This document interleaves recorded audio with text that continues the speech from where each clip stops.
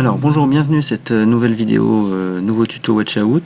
Aujourd'hui on va parler des animations. Pour ça, voilà, j'ai pris cet exemple là, donc une balle qui rebondit. Ça va nous amener à parler de deux effets qui sont la position et la rotation. Alors la position, elle a vraiment une manière particulière de fonctionner, ça on va voir ça en détail. Et la rotation, elle symbolise aussi le mode de fonctionnement des autres effets. Donc du coup, si on connaît celle-là, et on va voir qu'on en aura souvent besoin, ça, on pourra appliquer tout ça, les mêmes choses dans les autres effets. Donc on va pas refaire tout l'exercice, parce que ça c'est une animation qui prend un peu de temps pour arriver à quelque chose de satisfaisant, et encore j'aurais pu écraser un peu la balle quand elle rebondit, enfin on peut aller loin, enfin c'était juste pour vous donner une idée, mais on va essayer de le refaire grossièrement pour justement voir tout ce dont je vous ai parlé avant. Alors on va ramener une balle, voilà, donc c'est un PNG, on va lui donner une durée de 5 secondes. On va la réduire, Alt S, voilà, pour la mettre à une taille à peu près similaire, qui concorde avec ma scène. Alors là je suis en mode Masked by Display, donc c'est CTRL 0, voilà, ça permet de ne pas voir justement ce qu'il y a à l'extérieur de mon display. Et j'ai mis le background en gris foncé pour que je distingue quand même ma scène dans tout ça. Donc je repasse en 0. Voilà. Là pareil, j'ai mis des cues aussi. Bon, je vais en remettre un aussi. Ça me permet de cliquer directement sur F quelque chose pour me remettre au début de mon animation quand je la fais. Donc là on peut faire ça, CTRL P, F6. Et à la fin je vais mettre une pause, CTRL SHIFT P. Voilà. Donc pour faire une animation, donc ça on va le replier, donc on va la faire bouger, donc un effet de position, Alt P, on va mettre un point au départ, un point un peu plus loin, là où elle va toucher le sol pour la première fois, un point ensuite après, à chaque fois je maintiens Shift pour pas perdre la linéarité, qu'elle touche toujours le sol. Voilà. Ça se rapproche, bon, de toute façon je veux juste vous montrer vite fait quand même ce que ça fait, mais on va pas rentrer dans les détails d'animation, je veux dire, on va pas chercher le réalisme. Donc voilà, et à la fin on a un point ici tout au bout où elle va rouler. Nous ce qu'on veut c'est que quand elle tourne, elle va tourner un petit peu en même temps qu'elle tombe, et bien à la fin elle s'arrête de tourner et puis qu'elle s'arrête aussi physiquement. Donc on va la faire sauter aussi, donc là on va double-cliquer sur un point, ça va nous permettre de voir certaines options que certains connaissent peut-être, qui ont déjà cafouillé.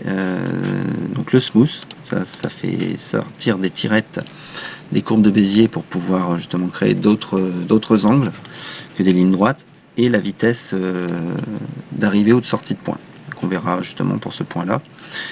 On peut linker aussi les tirettes, mais bon, vu que nous on veut une cassure, on va pas l'enclencher.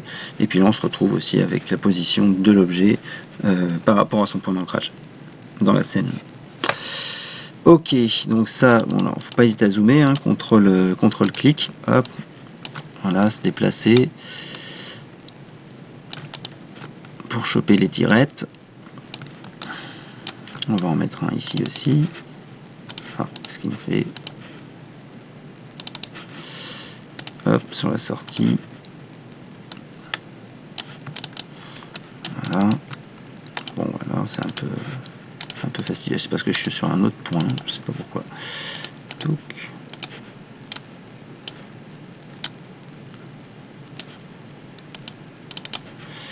bon, voilà, pourquoi je vous ai dit qu'on ferait pas tout dans le détail, parce que vous voyez que ça prend un peu du temps quand même de faire ce genre de choses. Donc là, voilà, on a fait un petit rebond qu'on pourrait peaufiner pendant des heures, mais et ici, ce qui va nous intéresser, c'est ça. Donc ça sert à justement donner la vitesse d'arrivée sur le point. Donc là, ce qu'on veut, c'est arriver à 0. Et ce qu'il va faire, c'est ralentir de ce point-là donc forcément il ira plus vite là, et il va ralentir jusqu'à 0. Puisqu'on est toujours dans le temps, on n'a pas bougé, donc on lui demande juste de changer son accélération.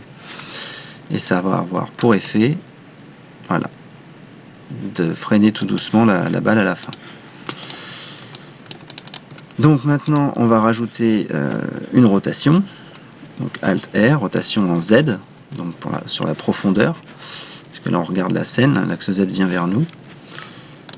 On va mettre un point ici aussi, et là ce que je voulais vous montrer justement par rapport à, ça marche aussi pour la position, hein, c'est qu'on peut tirer justement cette ligne là pour pouvoir opérer ici, avoir plus d'aisance pour poser les points et puis voir mieux aussi les courbes qu'on va faire. Donc là je vais faire plus-moins sur le clavier numérique aussi, ça me permet de zoomer aussi dans le temps. Donc voilà, je pourrais les rentrer à la main, hein. Vous voyez qu'ils se collent en plus automatiquement, mais bon là je le fais un peu à l'arrache, c'est pas grave, c'est juste pour vous montrer.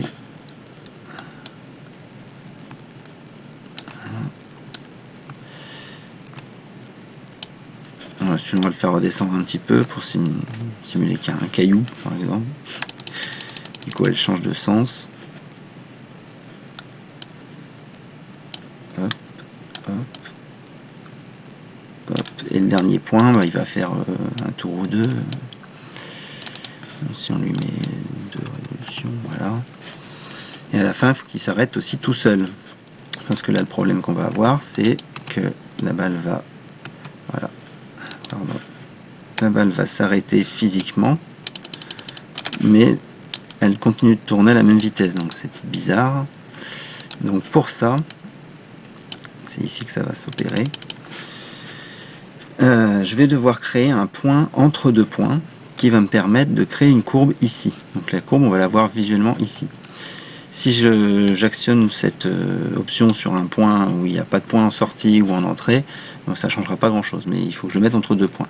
Donc là, je vais prendre ce point là, c'est mon point de rotation finale, je vais le copier, le coller un petit peu avant.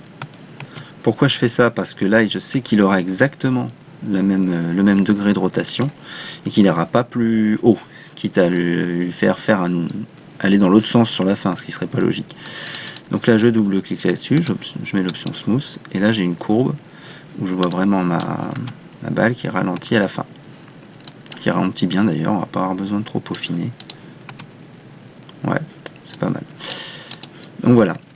Donc ce que je voulais vous montrer, c'est ça, c'est le fait de pouvoir mettre des tirettes, des courbes, qu'on va pouvoir s'en servir pour plein de choses. On peut le mettre sur tous les effets autres qu'opposition. On pourrait prendre par exemple opacity. Si j'ai envie de faire une opacité sur ma balle qui va monter en 2 secondes, hop, je bloque mon curseur. Voilà, je vais copier mon point ici, le mettre là, faire une courbe de lampe qui s'allume par exemple.